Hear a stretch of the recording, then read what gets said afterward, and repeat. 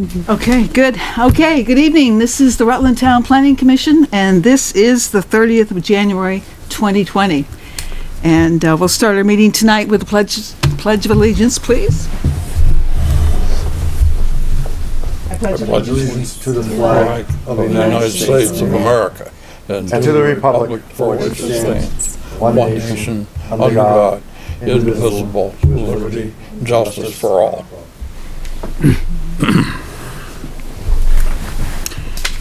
Okay, welcome everyone.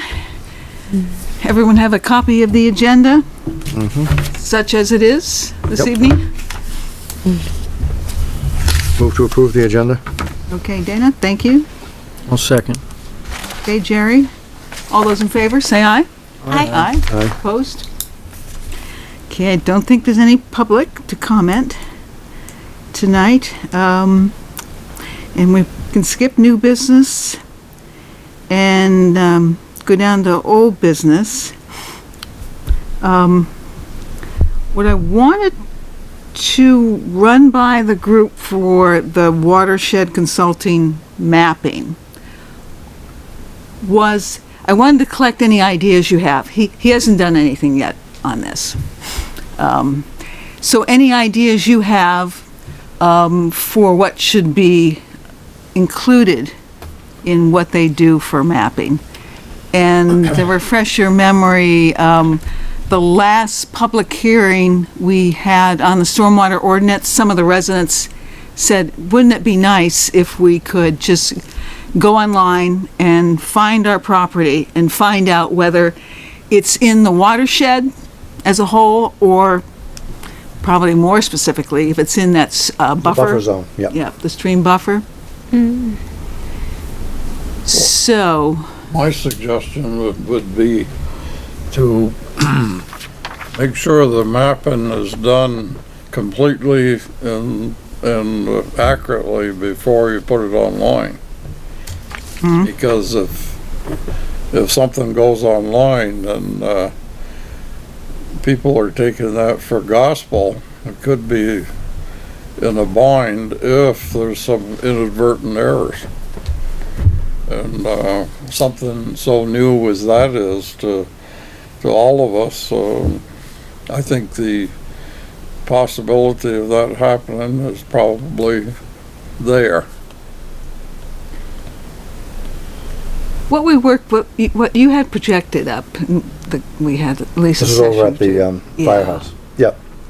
We had worked through all of the parcels, if I remember correctly, with maps and addresses.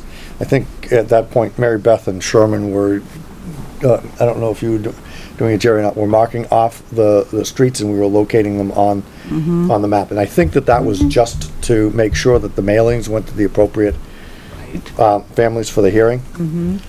At the hearing, what I heard was that there was some confusion around what area they were located in, and that's when I think we heard the request to have that mapped. And then I would suggest that if we're going to do that, to Jim's point, we do a draft, we announce a public meeting to review the draft, to make sure that people who want to chime in and make sure that they're in the right coded area, whether that's in the watershed or whether it's in the buffer zone, that they could come out and we could post it online as a draft for people to look at, and if they had any questions or concerns, they could come to the meeting and then tell us about that. But I think that would be one way of gathering information about it, so that the resource gets out there and people can say, yes, this is right, or no, I don't think this is right. Well, I remember the exercise we went through. There was a couple of things that happened. We had a tax mapper Right. that was out of business or moved out of state, so we had to get a different mapper, and they were supposedly intermingled so that where one left off, the other didn't work that way. And there were a host of minor errors. Right. That were really nobody's fault. They were just nature of the beast. Right. And I see that same potential happening with this. I think that we need to do a similar type of task that we did, and I think we'll need Howard for this because he's the one who has the best background information about the parcels.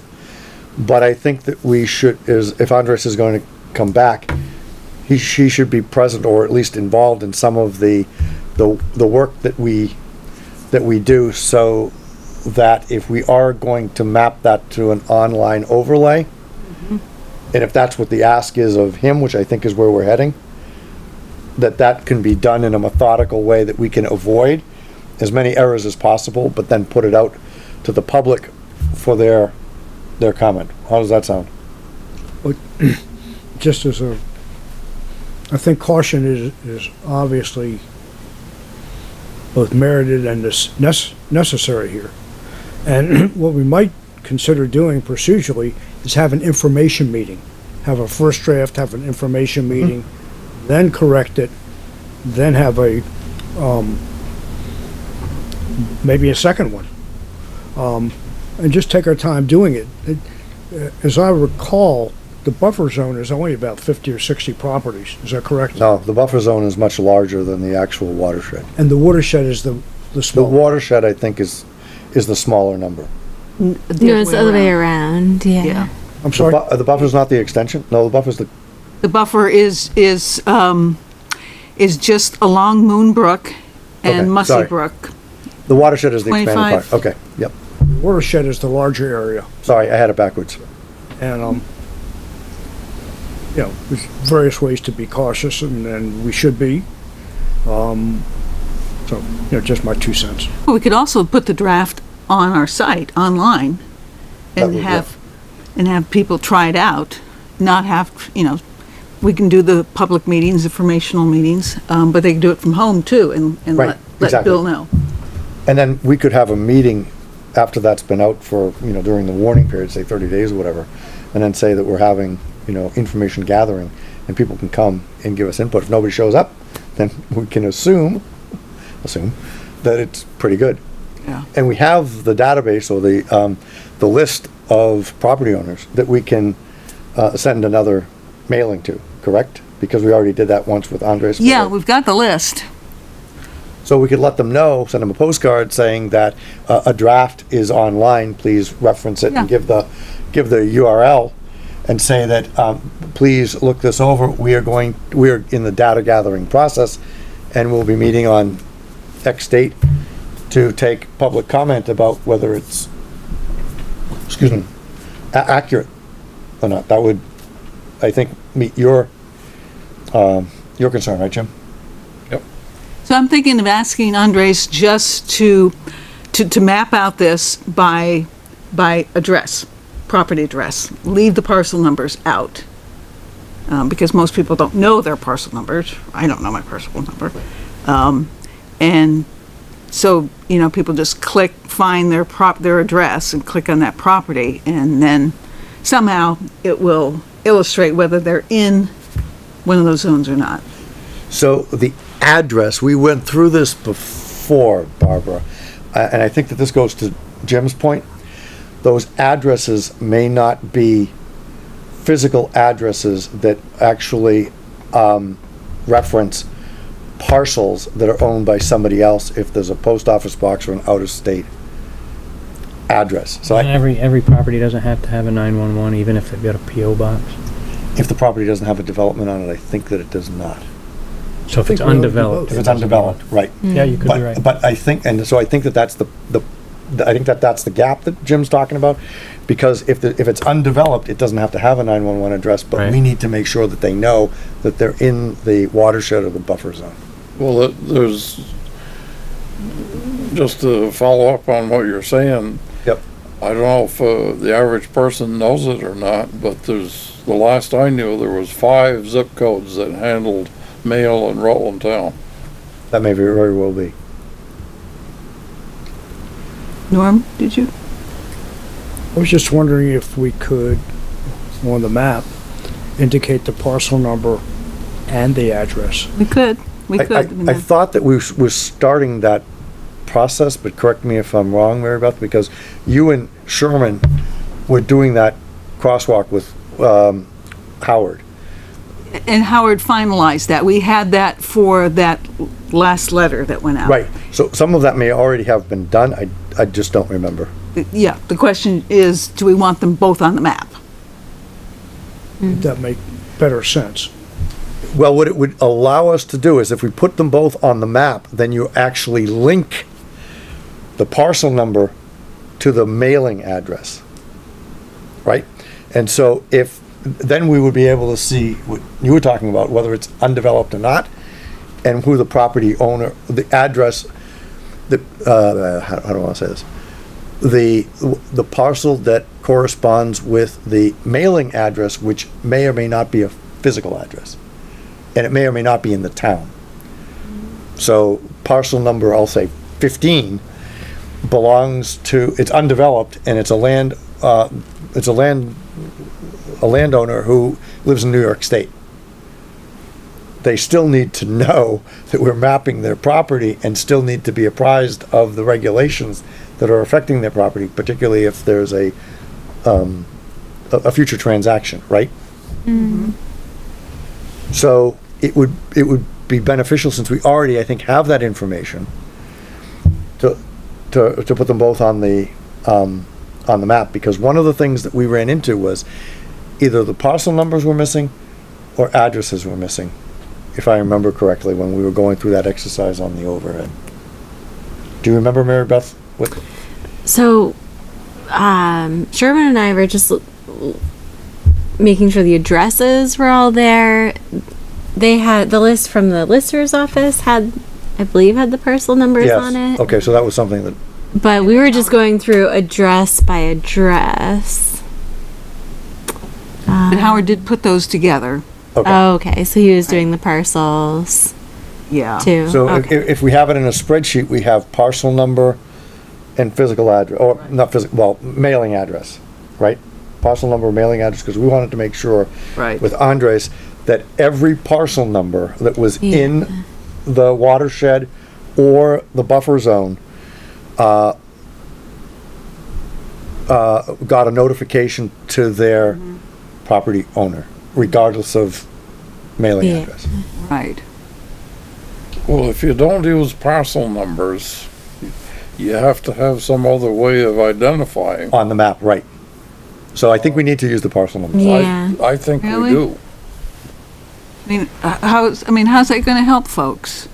On both. Well, you need, Yes, both. yeah, you need to have both. Both, but we're talking about the mailing addresses and parcel numbers. So let me be clear. If I created confusion, I apologize.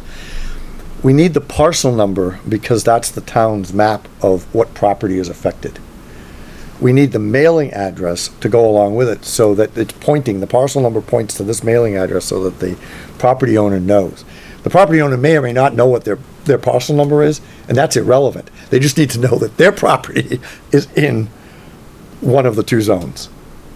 Correct? Right. So by us putting, all of our maps have parcel numbers associated with them. Well, I don't know if all of our maps, I mean, that certainly doesn't the land use map, but most of anything that we do as a planning commission has a parcel number associated with a Mylar map that actually indicates who owns the property and where it's located in proximity to other properties. So even if they can't find it on the map, they could always go into the town office and give their information and get the. Right. I mean, obviously it'd be better to go by the 911 or the mailing address, but But a 911 is only true if there's a developed property, yeah. and a mailing address is only good if it actually addresses a physical property that's identified by 911. And then it's not a PO box going to somebody else. Right? Because you're Yeah, not so gonna really catch you kind of need all three. Right, and the way I've seen maps like the A&R Atlas or Yep. something, is that, when you click on a parcel or something like that, the parcel number's not on the map.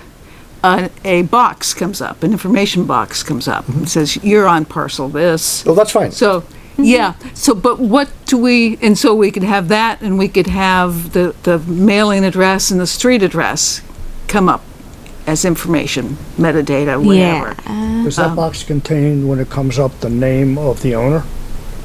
Yes. It could. It's Well- the name of the owner, the Yeah. address, the Yeah. owner, the 911 address, the just all kinds of information, the span number, Right. So parcel number. From my perspective, I don't think that it's critical that it be identified as a physical attribute of the map if it's going to be identified as a digital representation on the click on the box. I mean, I don't care how it's represented. Yeah, I'm just trying to make it easy for people to navigate this map, to find their property. Yeah, to be able to search, Some of these not streets, scan through. yeah, and some of these streets that are involved in this, all the properties are the same size and the same shape and all that, and I'm not sure everyone knows, which one, how many up from this intersection they are and that kind of stuff. So So, superficially, if you will, what do we want on the map for them to start using to try to find the property? Then go down to some of this. well, what was helpful on the maps that we looked at that Bill provided, I think in conjunction with Howard, was we had streets. And if the property has a number, then you basically have the essence of a 911 address. So mine is 99 Pamela. I just find Pamela Drive and I say, oh, 99, that's mine. It doesn't matter what the configuration. Couldn't you is. just do it by their name? I mean, if you're gonna have the computer search, if you search by name, That's another property owner. everybody knows their name. So, okay, that would be for the search, okay? Yeah, Property owner, right. Then that way you type in and it takes you right to the parcel. Yeah, So, because the only thing that would be happening is if something hasn't been represented on the map that's going through as a transfer of property, Right. but then you use the Unlikely old. that there's right. that many. There are gonna be very few, If right. any. But I'm saying that there could be a lag Right. between Right. transfer of property. But I think that might be a great idea, because if you type in your name, it will point you You to get that to your parcel, Right. parcels. right. Right, because if you own multiple. And that lots- box of information could say, yes, you are in the stream buffer. Right. No, you're not in the watershed. That doesn't make any sense. But it could include both those pieces of information as well. Did Andre say, so where is this map going to be? Like what, is it going to be on the town website? Yeah. That's the assumption. That's the yeah. idea. Okay, and he's using the VCGI layer. I don't know. It just sounds like, well, everything that we're talking about is already on the A&R Atlas, except for obviously search by name, the search functions that we're looking. But it doesn't have, for. it doesn't have the particulars of this buffer area Right. or So- the watershed. Yeah, like those layers on Yeah. there. Yeah. So, yeah, sorry. The whole point is, in my view, is to provide adequate notice. Because without adequate notice that's sustainable, our actions are subject to challenge and expense. So what we want to do is make sure that we're giving adequate notice. What concerns me about, and I've contributed to the confusion for a change, is that we would have to keep this up regularly, update it annually as Howard updates the grand list, and make sure that's something that's followed up, because 36 properties a year, 10, 100 properties a year, whatever, change hands in town, and therefore owners in one of these two zones, there's some likelihood, whether it's in the buffer zone or the watershed, ownership will change. And so if we have old information, then we're not giving adequate notice. What if we search by address? That's the initial search. You may not have a physical address. Well, we still run into the same problem, is that some addresses are not going to be the property address. Right, I could have a vacant lot next to my. There will not be an address on hypothetically 2 properties in every recognized subdivision which haven't been sold will either have, or developed, will either have the original developer's address or the landowner that doesn't live there. So, you know, as many hallmarks as we can come up with, that are understandable, seems to me to be So, helpful. if I may, I want to comment on 3 things, I think. Mary Beth's observation, Norman's point right now, and your question about maintaining the integrity of the map. So what I had imagined, Mary Beth, was that he was going to start with the A&R Atlas, pull basically the basic features of that, just for the town. That would be our snapshot for the watershed requirements. The town would then be have a simplified map with the overlay just for the watershed area and the buffer zone, or the buffer zone and the watershed area. And then from there, you would have the parcels identified as being a different color when you point to that. So whether it's through the address or whether it's through the name. So in order to make sure that, as Norman said, that you would have to update this annually, a simple procedure could be that as a property changes hands and we log that in the town office, that someone in the town office, whoever is responsible for logging whether that's the clerk or the clerk assistant or whomever, or one of the listers, when they log it in the records for the town, they make the change on the map, if that map can be edited for a change of ownership. And that way you would have the preservation of the most recent transfer of property by property owner, which would allow you then to search. And as a property, as a parcel comes online and gets a physical address, then that address would be added in as it would be developed, and we approve it here at the Planning Commission if there's a subdivision. If there's not, they still have to register it to get an address, right? In a sense. It doesn't come through us. But if you develop a property, you have to have a street address, right? That's a town requirement somewhere. Maybe, somebody. Right, if I were to build, You build if I were a You have to, to have a 911 address. right, you have to have a 911 address, it has to be registered, and it probably has to go through the town. So what I'm saying is that when those new properties come online, the developed properties, they will get a 911 address, it will get logged here in the clerk's office, and that can be put into the map. So that's just, it is a little more work, but if it's all done as part of the same process, we're talking about a 10-minute operation. And we can, for those parcels that come before us for one reason or another, subdivisions or minor developments or whatever, we don't get, there's no building permit, as I understand it. Right. Right. So we don't get the single-family construction. That's not gonna come to us. Right.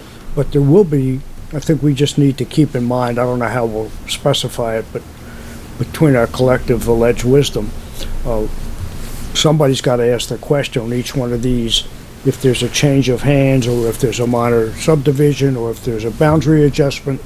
We just have to, is this in the buffer zone, is this in the watershed, and if so, what's the new owner going to be, or how do we Isn't deal the- with it in the map? Isn't every change of property go through Howard's office for taxes? That's what It's I was got thinking. to. Would hope. Well, you hope. So, I mean, it just seems like somewhere there's a pretty, So it could be the lister's office rather than the clerk's Right. office that's logging that, but to your point, somebody can do it. right, yeah, absolutely. Yep.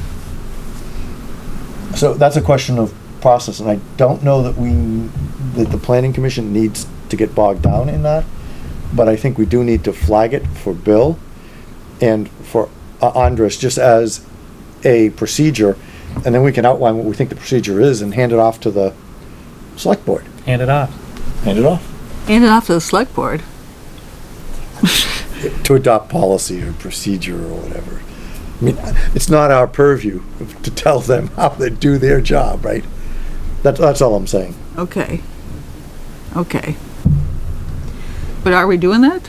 I'm trying to be politically sensitive to what our authority is and where it ends. And so that's why Jerry said hand it off. And I think Yeah, that's, hand it off. we can make a recommendation that we're putting the map together. That's in our purview. We need to do that because we are now the watershed authority, right? Stormwater Commission. Stormwater, yeah, commission, right.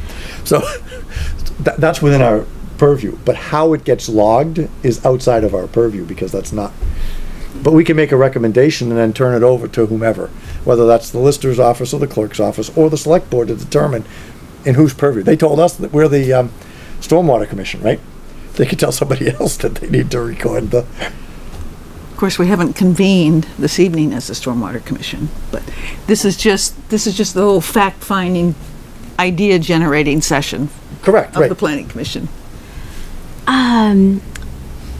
So can I volunteer to be part of the call and maybe whoever's interested with Andres just to talk about the logistics of it and Yeah. once we kind of and maybe Absolutely. we could come back with more information from him on just the specifics and then and see what Andres thinks about the items that we want on there and searchability and then come back at the next meeting and Sounds like a plan. okay. Cool. One thing that concerns me is a lot of the properties appear on the tax map very small. And, you know, you will not be able to get all the information. They don't even have the property number on them. The Yeah, I mean, everything, you just have to point, hopefully the parcel's large enough to be able to point at, get a, little Click. pointer, a clicker thing, and then a box will come up with the information that which they will have need. the, Well, I mean, to your point, Barb, it's like Google Maps. You drop a pin, the pin goes to a specific point, you click on the pin, and the box opens up and it tells you all about that restaurant or garage or Right. construction company or whatever it happens to be. And then you get the name, address, you get a 5-star rating or whatever it happens to be. I'm imagining something like that would happen, no matter how small the actual property. If you type in the information to locate it, it takes you there. You've got then a pin indexed to that. You click on it and it opens up the information. I don't know how Andres is going to do that, but I mean, once again, that's outside of our purview. We can hand that off and somebody with that expertise. Not to the select board, but, yeah, What's that? not to the select board this time, but. Right. Somebody else. The I don't wanna go committee, to that. the committee. But- of Mary Beth, So you're Bill. probably the best person placed to have that conversation. Okay. Does that make sense? I mean, does that? Yeah. My little crazy idea, is that what would happen? Okay. Yeah. Yeah, so right now we're kind of brainstorming and then we'll talk to Andres on what Yep. he knows how to do, what, is possible to do, and then we'll come back and fine tune. Yeah, hopefully for the next meeting, he's going through some changes at his business, some personnel changes, and he's very busy right now. So, but Okay. hopefully in 3 weeks, Mm-hmm. at least get a call Yeah. scheduled. So Okay. our next meeting is the 20th, February 20th? Is that right? February 20th, yep. So if it's not for that one, it would be for the March meeting then, right? Right. Which would still give us probably time to get it live before the construction season really gets going. but- Because that, the February 20th would then be March 27th, would March be like the 12th. 12th. Yeah, so that's not too far out. Okay, yeah. Yeah. Okay, thank you. Just some little notes here, with the Rob Shawn place. The Mylar is done, but they do not have their state permit yet, so that's still not final, that subdivision. On March 12th, we're gonna try to get the head person for the smart growth connection plan here, Jim what? Donovan. That's March Person 12th. for what? The Business Route 4 report, the smart growth connection plan, to go over, all his priority options and what next steps we might suggest to the select board.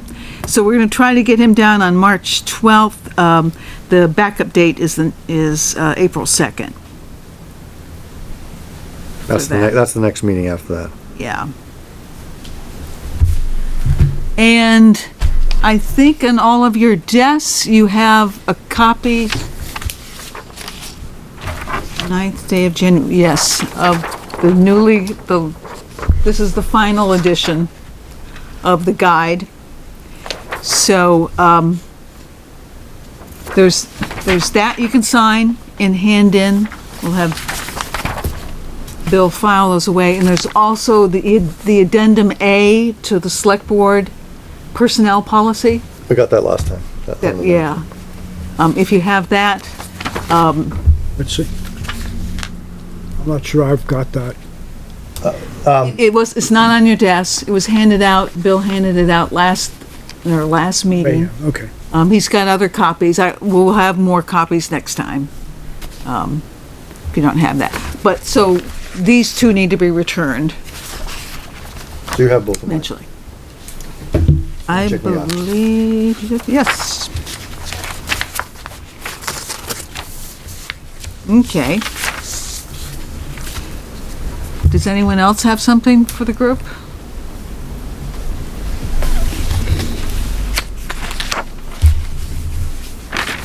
Okay, let's look at the meeting minutes for January 9th. Move to approve the minutes of January 9th. Then I gotta find them. Oh, there they are. Is there a second?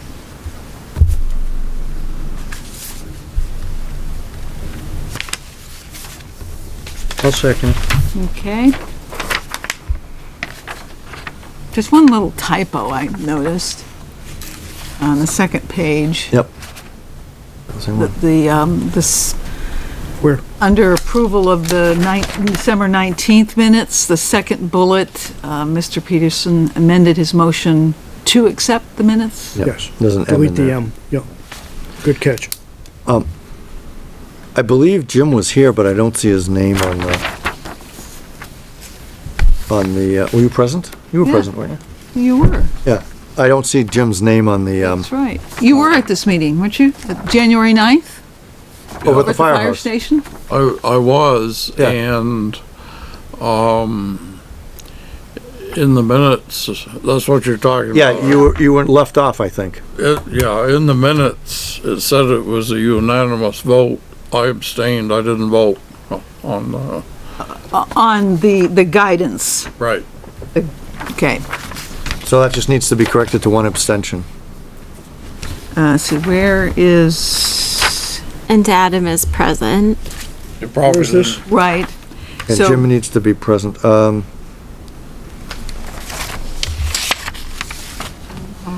Oh, it's under C. Mr. Hunter moved to accept the guide with dates corrected. Mr. Peterson seconded the motion. The motion passed Wait a minute. with one abstention. yeah. Where is it? Oh, see. Uh, C, First it's under page. C. First page, old business, 1C.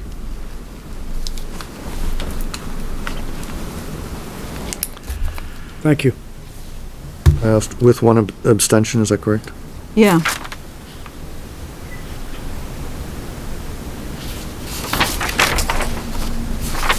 Okay, you, open to, I would, amend my motion to approve with corrections. Second. any more discussion, anything else? All those in favor?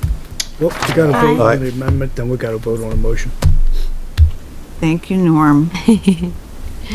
Okay, we'll vote on No, actually, You're I'm the one who amending your made, motion. Oh. I'm amending my motion. Oh, okay, you made the Therefore, motion. it doesn't, it just requires a second, and I think actually technically it's whoever seconded the first one needs to second the amendment. I'll second the second time. Then if that's the case, then we just vote on the new motion. I don't think we have to have two. Okay, I agree. Okay. Okay, so this is your one chance to vote on the minutes here. With the changes we've made here. All those in favor, say aye. Aye. Aye. Opposed? So this Okay. one's unanimous because everybody was present, right? Great. Thanks. Okay. Okay. Does anyone want to ask for adjournment? Move to adjourn? I move to adjourn. Okay, we're adjourned.